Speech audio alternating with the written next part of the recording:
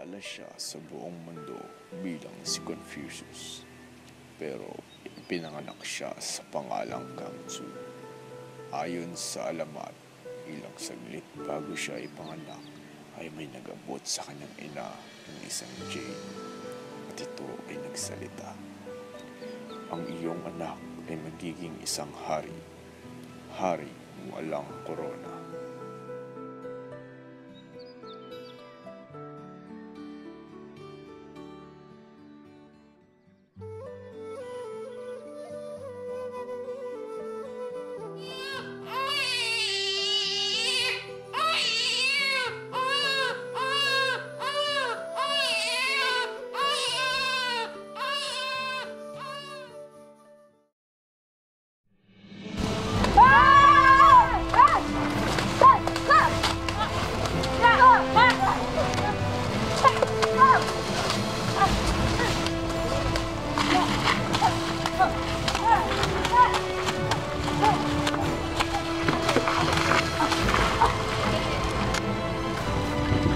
Amin ang karyang ito.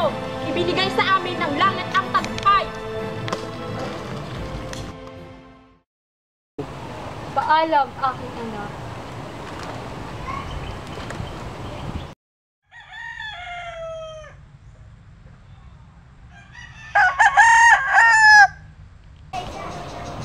Magandang umaga po sa inyo.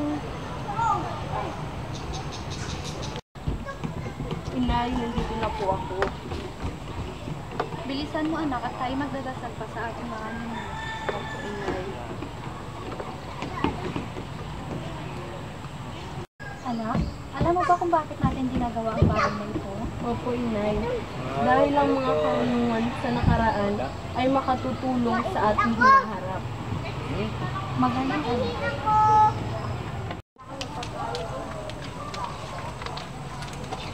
Ako ang makapangyarihang Panginoon. Narito ako upang sakupin ang inyong syudad. Ako naman ang pinakadakilang mandirigma sa syudad na ito. Kukunin ko ang buhay mo. Makipaglaro ka sa amin, Kangxu. Red Orange. Napakarami ng buhay ang nalalagas sa ating bansa.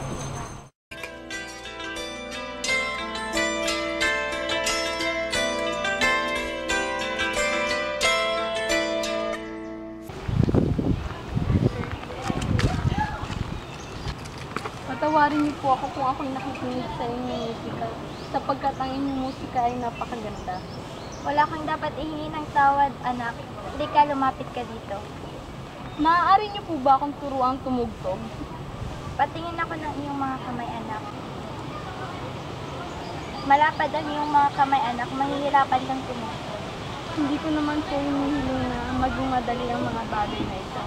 Ang gusto ko lamang po ay matuto.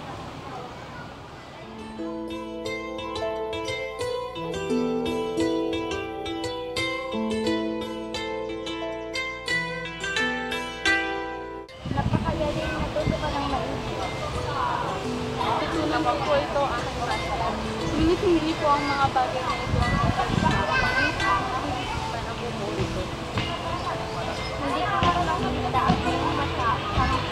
Pero nakakita ko na napakagaling ng bata. Panginoon, paano sila makakabayad kung sila'y walang-wala? Bakit hindi na lang natin bawasan ang buwis? Ano? Anong pinagsasabi mo?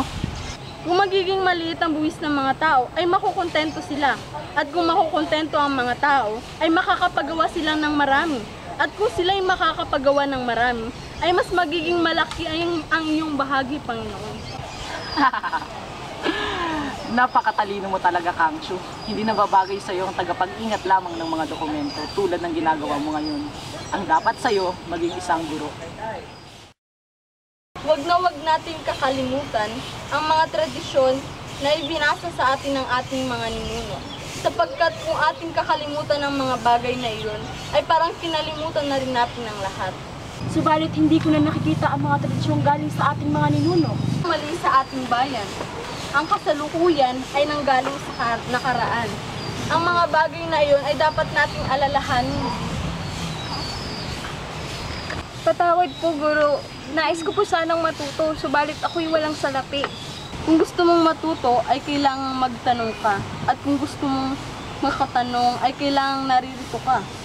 Bigyan niyo sila ng gamit. Punong kawal! Punong kawal! Pinakamagandang tutla po ng kawal. Ito lang po, ma. Ibigay ko punong kawal. Mas marami! Dalhan niyo ako ng mas marami! Punong kawal! Kinukuha nila ang gusto nila. Paano natin po protektahan ang ating mga sarili mula sa masasama, malulupit, at makasarili at walang pakialam? Ang mga mamamayan ay nangangailangang maging matatag, mahal na pinuno. Ang mga tao ay mahihina. Baka sa lalong madaling panahon o kinamamayaan ay baka makuha sa atin ang ating syudad. Kung gayon ay nangangailangan na tayo magkaroon ng gobernador. Kung ang ating tagapamahala ay makatarungan, ay rerespetuhin siya ng mga tao. At kapag siya ay nirespeto ng mga tao, ay susunod siya sa kanila. Walang sino man ang lalaban sa kanya, maging mga makulupit, makasarili. Eh kung sunugin na lang kaya natin na kanilang nayon, mahal na pinuno? Eh kung lasunin lang kaya natin yung ilog nila? Hindi! Kailangan nating mas maging tusok kaysa diyan. Alam ko na. Alam ko na din. Eh kung sunugin na lang kaya natin yung nayon nila? At lasunin na lang kanilang ilog? Hindi! Kailangan nating sirain ang relasyong meron si Dukiteng at ang kilalang gurong yon.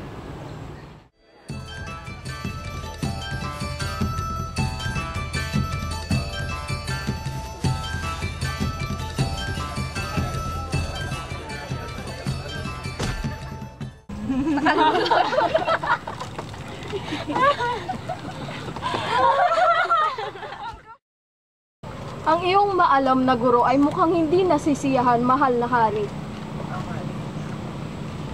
Nagdala kami na regalo para sa mahal na hari. Hindi ka ba makikisaya sa amin? Mas pipiliin kong ipagdiwang ang tiwala ng mga tao kaysa sa mga regalo ng kanilang mga kaaway. Insulto mo ang aking mga bisita! Nararamdaman kong hindi na ako tanggap ng aking bayan. At kung hindi na ako tanggap ng aking bayan, ay mabuting maglibot-libot muna ako hanggang sa mahanap ko ang lugar kung saan ako ay tanggap. Master, sasama po ako sa inyo. Ako din po. Kung ganoon ay sama-sama tayo at tayo maglakbay. Master! Kung ito ang gusto ng kalangitan na ako ay magturo ng katarungan sa aking mga tao, ano ang magagawa ng 100 mandirigma sa akin?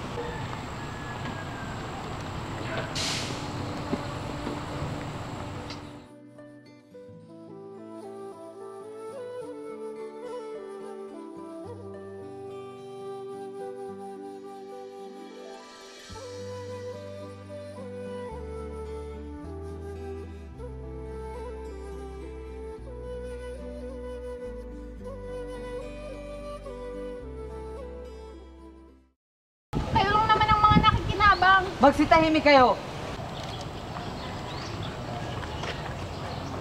Para kang hangin at sila'y mga damo. Kung hahayaan mo ang simoy ng iyong puso ay maging malinis na intensyon, sila ay yuyuko sa iyong halimbawa.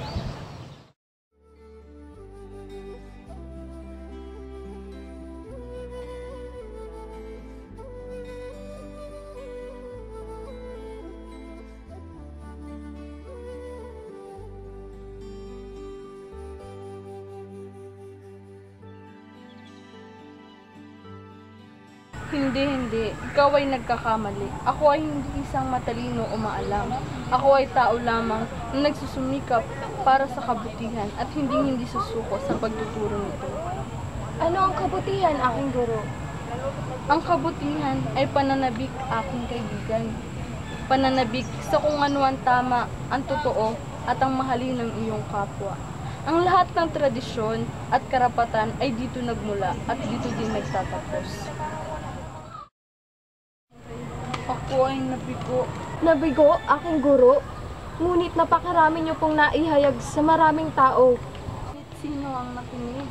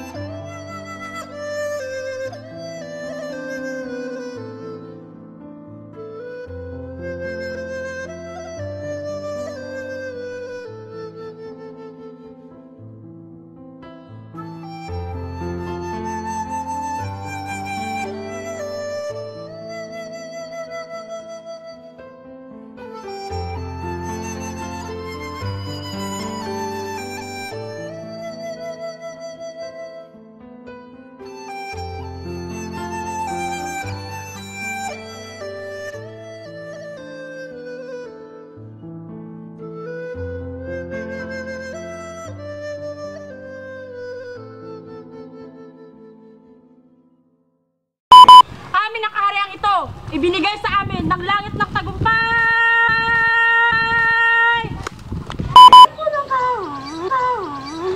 Na kanilang na yun, mahal na pinuno.